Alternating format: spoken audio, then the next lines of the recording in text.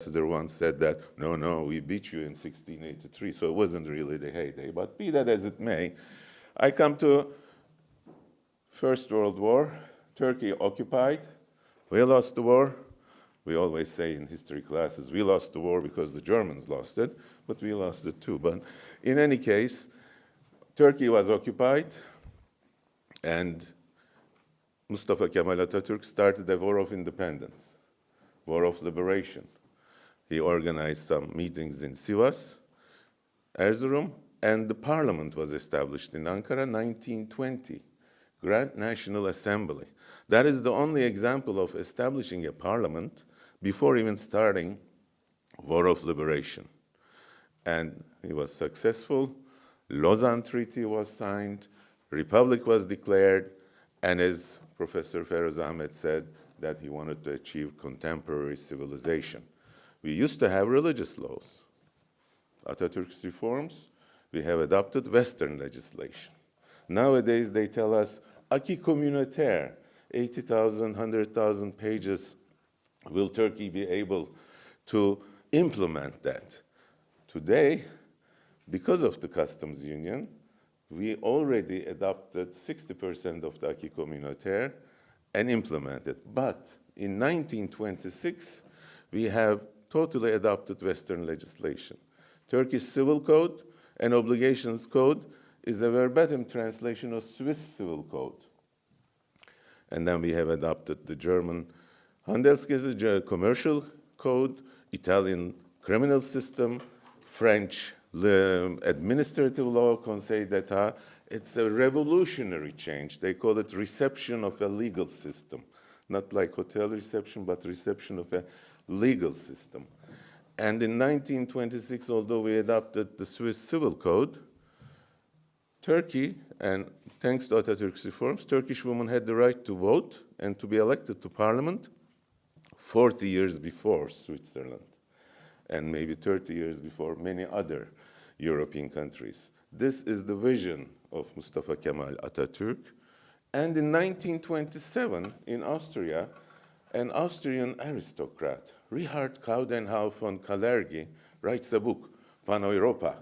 And in this book, he's all the parliaments, etc. It says, British cannot join. They're not Europeans. I don't know why he says that. They're still debating that. But he says, Turkey, if so wishes, can join. It is thanks to Atatürk's reforms, 1927, 1928. Professor Feroz Ahmed mentioned the League of Nations, Turkey joined. In 1929, Monsieur Aristide Briand, French foreign minister, made a speech in the League of Nations in Geneva. He says, we, the members of the League of Nations, European powers, should establish a European organization. And they said, fine, go and make a project. And next year he came back, and they said, well, Turkey is not a member of the League of Nations. Why? Because Turkey only joins Atatürk's Turkey, that is, organizations that you're invited to. And of course, in Lausanne Treaty, Turkey's borders in the southeast today was left open. British smelled oil, and therefore that was left to the League of Nations. A Lithuanian general drove the border, and he drove in such a way that the oil is on the other side and the rocky part is on our side. But in any way, Turkey didn't join in the League of Nations. Since there was going to be a European organization open only to the members of the League of Nations, there was a proposal. Spanish delegate proposed that Turkey should be invited to the League of Nations so that they could establish a European organization. Spanish proposal, guess which country supported? Greece. So at the time, of course, Greek Prime Minister Venizelos nominated Atatürk for Nobel Peace Prize. And some of them some nominated them together because after 1923, how they established peace between the two countries. But 1945, UN was mentioned. 1949, Council of Europe established. And the 5th of May, Europa Day, we celebrate, etc. First Council of Ministers met, and the first thing Council of Europe did was to issue an invitation to government of Turkey that it becomes a member of Council of Europe. The first act. and our foreign minister was informed, so he was waiting outside in the corridor. So he joined from the first day. So Turkey is like a founder state of the Council of Europe. There are being discussions. Is Turkey European? How much part of Turkey, Anatolia, Asian trace? Professor Fariz Ahmed said trace is very small. It's much bigger than Belgium, Holland put together. So, I mean, what is small, what is big, it's something else. But Turkey has become a member of Council of Europe and joined NATO. The treaty was signed in 51, in 52, 4 years before Federal Republic of Germany.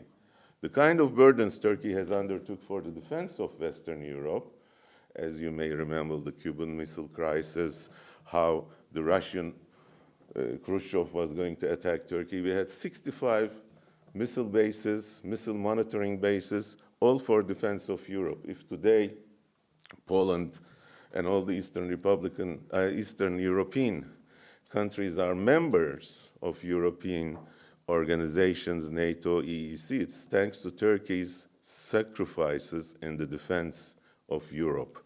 But this seems to be forgotten for some reasons or not. But the European coal and steel community, fine. In 1957, March 25th, Treaty of Rome signed in Rome, municipality building. Entered into force 1st of January 58.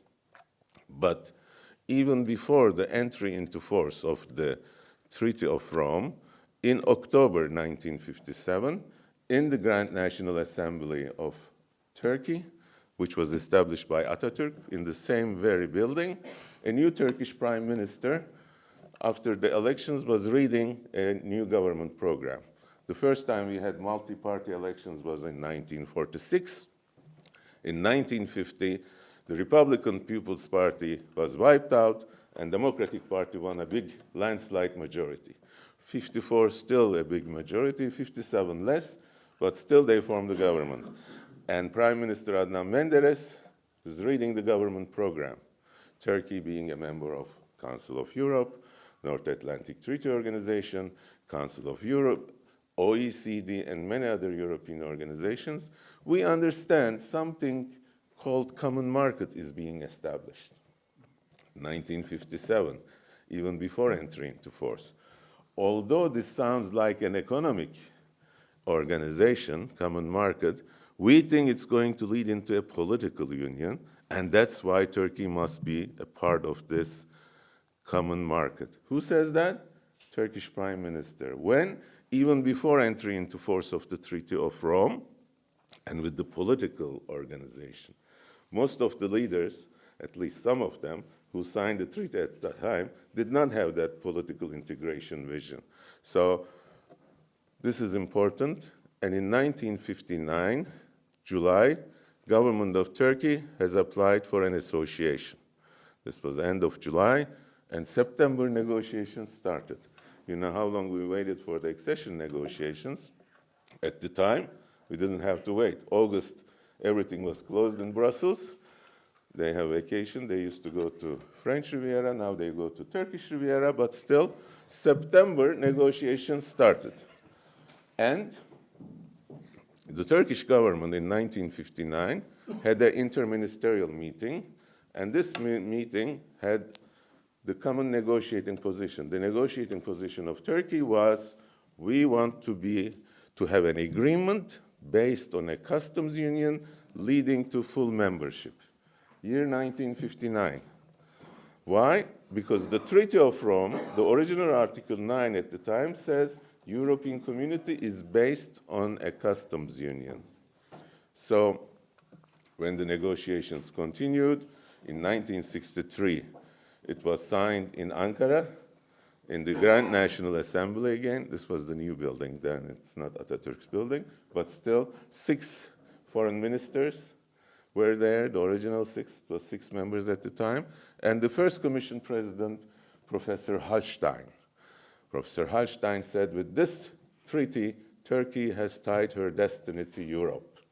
Joseph Luns of Holland said, Turkey today has become an inseparable part of European integration. And then it was The German foreign minister, Italian foreign minister, they all said the same things, and the treaty was signed. The association agreement we have today, why I'm telling you all this, is some months ago in European Court of Justice, Advocate General, appointed by Sarkozy, Monsieur Bot, said Turkish association agreement is just an economic agreement. Whereas up to now, there are more than 60 judgments which says Turkish agreement is an agreement aiming for membership, for closer cooperation, therefore we have to interpret it this way, that way, etc. This is the first time. No wonder it's a Sarkozy appointment, some of my students say, but still, this was the issue. Now, look at the association agreement. The 4 basic freedoms enshrined in the Treaty of Rome is exactly taken in our association agreement: free movement of goods, services, workers, and the capital. And in 1970, an additional protocol was signed fixing the timetable. Customs union was to be established between 12 and 22 years after the entry into force of the additional protocol. Entry into force 73, 22 years, 1995. So today, since 1st of January 1996, Turkey is the only third country which has a full customs union on industrial products with the European Union, which is an important issue. And there was also a provision which said there will be free movement of workers. Freizügigkeit is the German say, it's a mouthful word, but anyway, would start between 12 and 22 years after the entry into force of the association agreement, which is 64. So between 76 and 86, according to this treaty, there was supposed to be free movement of workers between Turkey and the European Economic Community as defined in the Treaty of Rome, nothing special. However, this has not been realized, and although Turkey has agreed to have full customs union by 1996 with EU, this was agreed based on the assumption that there will be free movement of workers 10 years before that, 1986. So when we look at it from a legal point of view, that portion, that column of the association agreement has not been fulfilled. Now, 1996, fine, a customs union means you adopt the common customs tariff, but not only that, we adopted all the international agreements that EU has signed, free trade agreements, preferential agreements, cooperation agreements. Our official journal, 94, 95, 96, appeared in encyclopedic volumes. Why? Because we have adopted a substantial part of the acquis communautaire. We have adopted the common intellectual and industrial property rights law. They said there must be equal competition. You know, you're becoming a member of the customs union, so competition must be on equal grounds. We have adopted the competition laws, all the European regulations, directives, exclusive distribution agreements, exclusive buying agreements, beer distribution agreements, everything, verbatim translation. And today, we have one of the most effective national competition authorities in Turkey. This is fine. But is there equal competition between Turkey and the European Union in industrial products or any other products? There are some technical issues. I don't want to bore you with all of that. But, you know, goods are in free circulation. American goods coming to Turkey enter usually from Rotterdam, Hamburg. Nowadays, they come to Piraeus, Constanza, Nesebar, Varna, etc. They pay the customs duties in member states, and since goods are in free circulation, come to Turkey. Member states, among themselves, have a system where such customs duties are shared. It goes to the community budget and so on. Since Turkey is not a member, we don't get anything of this. This is a customs union, but works only in favor of EU countries. This is one aspect. And the economists tell us, I'm not an economist, that they say that in customs unions work in favor of more advanced, richer countries. Why? The infrastructure is stronger there. If you want to set up a business, would you do it in Rotterdam, Hamburg, or Mezzogiorno, or some places in rural areas in the south? So, in order to alleviate such structural imbalances, in EU there is structural fund, social fund, cohesion fund, all sorts of, and the European firms competing with Turkish firms are benefiting from these funds directly, mostly indirectly. Turkey gets nothing. This is another aspect. And when the Association Council in 1995 March decided for the completion of the customs union, as it was agreed in 1963, as the diet was fixed in 1970, the 15 member states at the time made a solemn declaration. A customs union in industrial products with the advanced industrial states of European economic community and a country like Turkey is a big challenge. Therefore, Turkey will need substantial medium and long-term financial assistance. And we shouldn't wait until 1996. We should start it immediately in 1995. That's still hanging there because of vetoes of a certain footnote member states and various other countries, that financial support has not been realized either. And therefore, the customs union issues are quite serious. Now, in order to come here, I almost canceled my visit here because the Honorary Consul General of Ireland in Istanbul used to be able to give visas, and I refused to apply for visas because I feel in 1982, I wrote a letter to a professor inviting me to Germany. I don't want to subject myself to an illegal act, and unfortunately, the treaties which are signed these days are not even worth the paper, as Germany has imposed a visa. And the professor who invited me sent a letter to Hans-Dietrich Genscher, and Hans-Dietrich Genscher, the foreign minister at the time, writes back to me, "Professor, don't worry, be happy. Why? This is a temporary measure. It is still being applied, 1980 and today, and this constitutes such a barrier, such a resentment that you cannot imagine. I have more than 100 Erasmus law students in my faculty, only 5 or 6 wants to go. Professor, we don't want to go through that visa torture, inhuman, degrading." And apparently my passport was sent to Ankara. I didn't want to have the risk my passport being sent by post, etc. But today, ladies and gentlemen, that equal competition, fair competition, does it exist?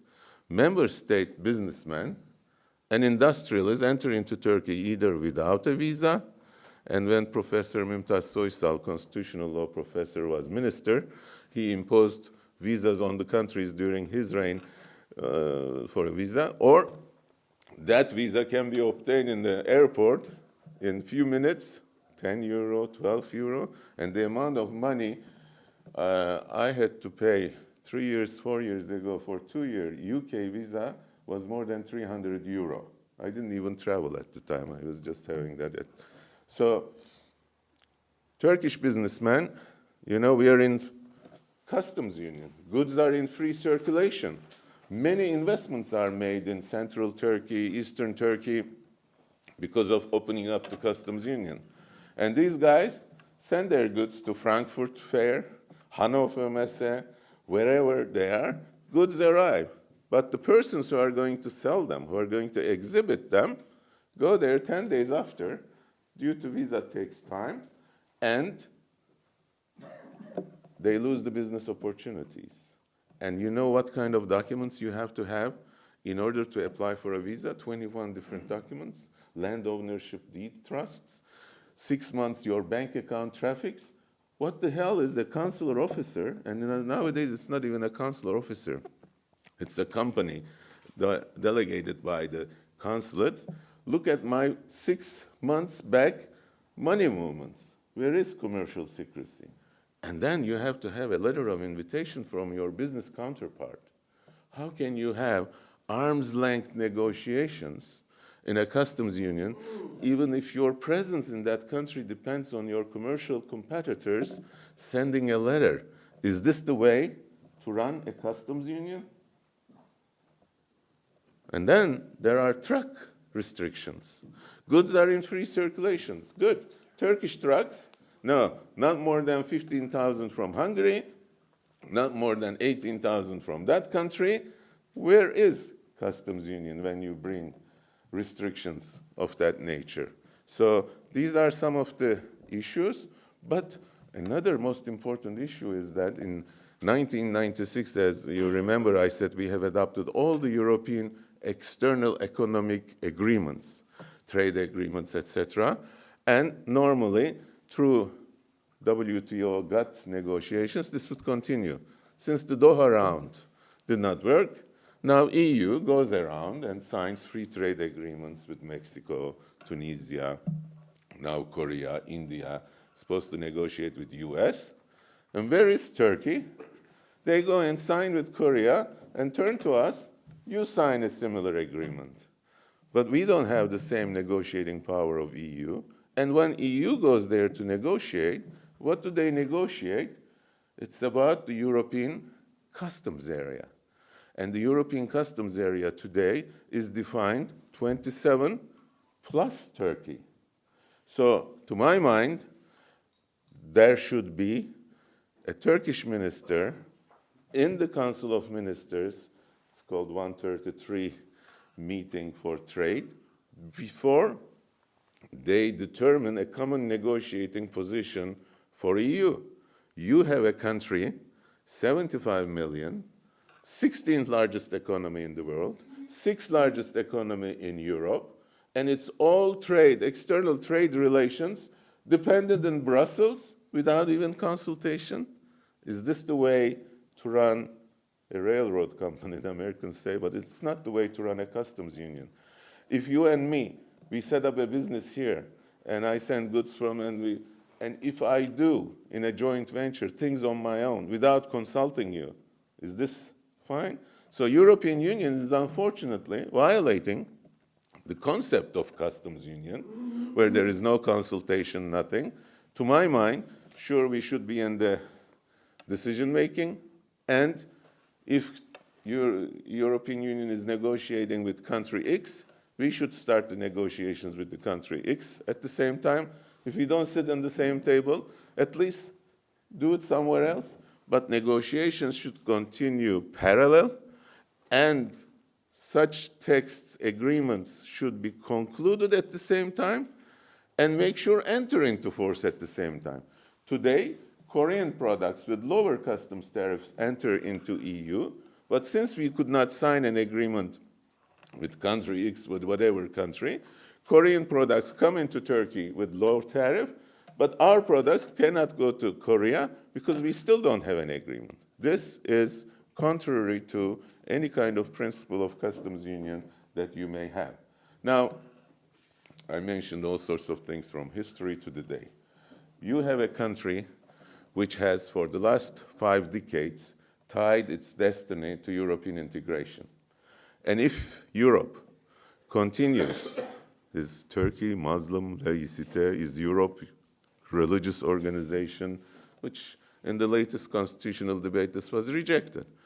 But after 5 decades, and Turkey, all the political institutions, all the economic agents, everybody made their programs, 5-year programs, 10-year programs, in line with EU integration.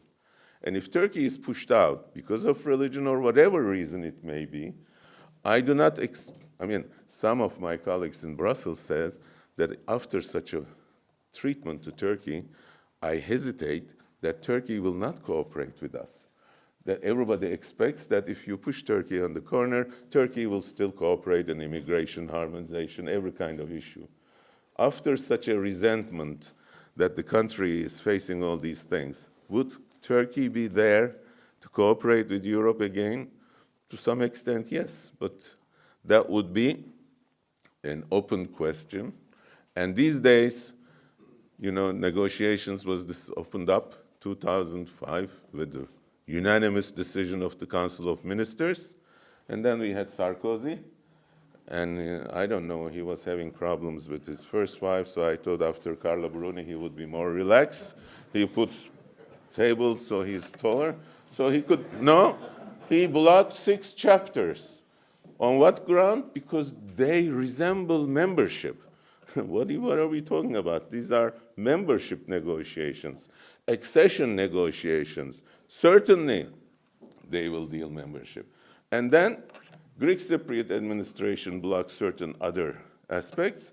And as you know, the membership of the Greek Cypriot administration was in violation of their own constitution, was in violation of the treaties establishing Republic of Cyprus as an independent country.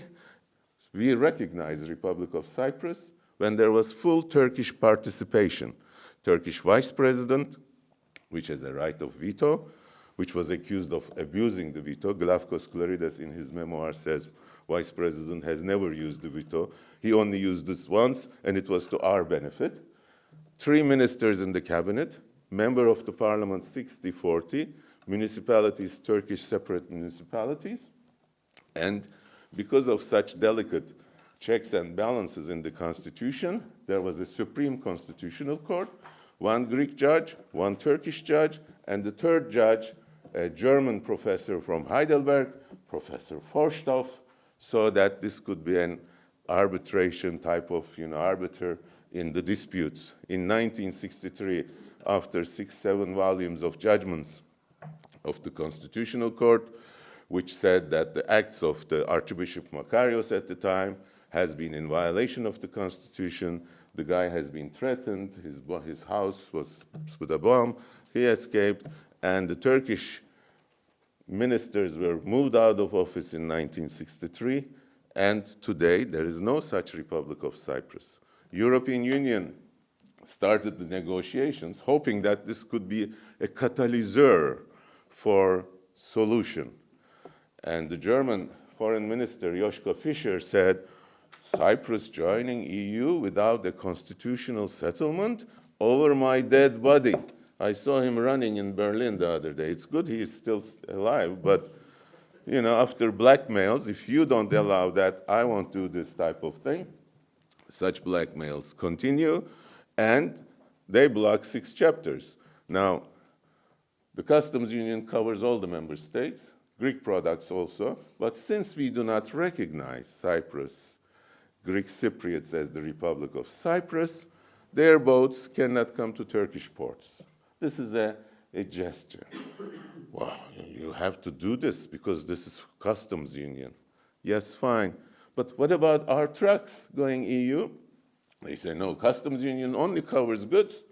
Trucks, this is services. When it comes to ships from the other side, such kind of double standards and not really honest treatment, unfortunately, hurts people in Turkey.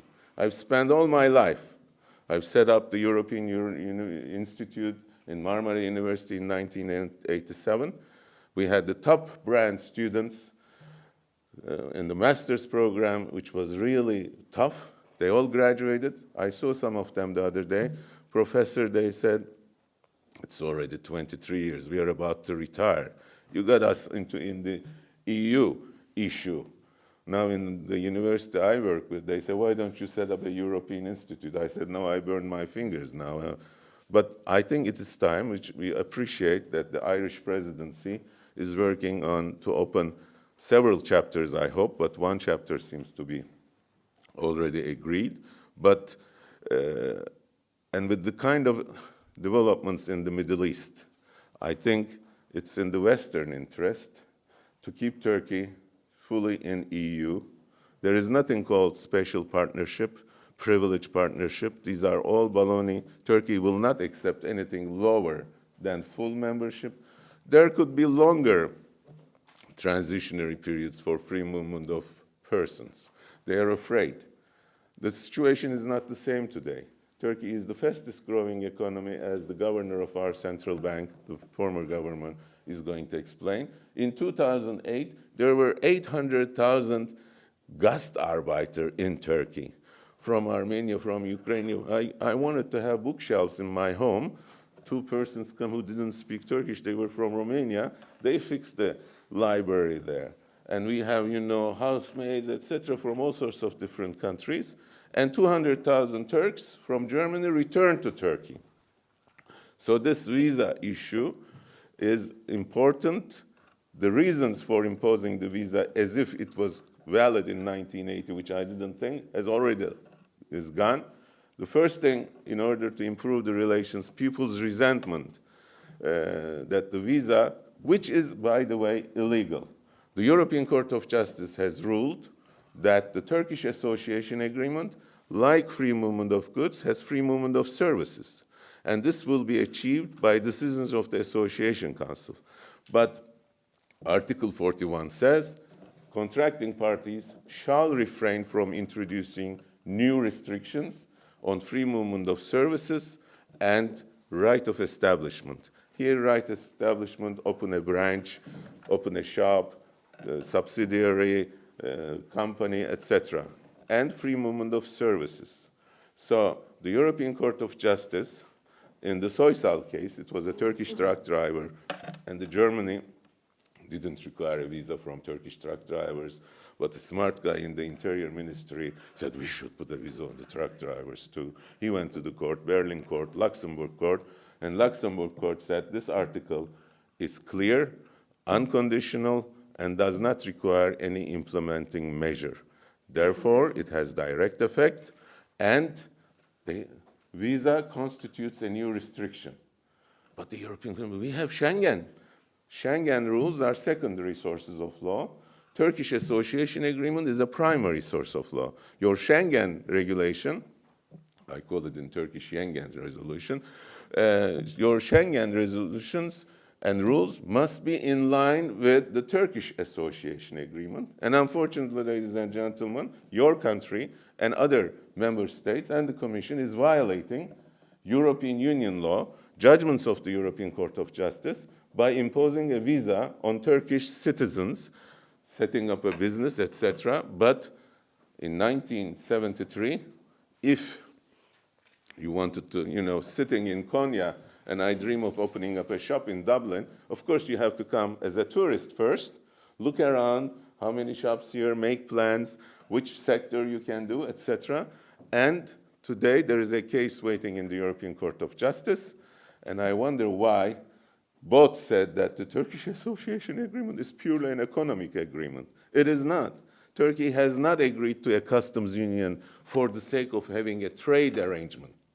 Turkey has accepted the customs union because, according to our association agreement, Article 28, as soon as it becomes clear that Turkey can undertake obligations arising from membership, accession negotiations will start. So this association agreement is a pre-accession agreement. And therefore, I think it's due to the member states who joined the EU to accept the acquis communautaire altogether with the promises for membership and the treaty obligations.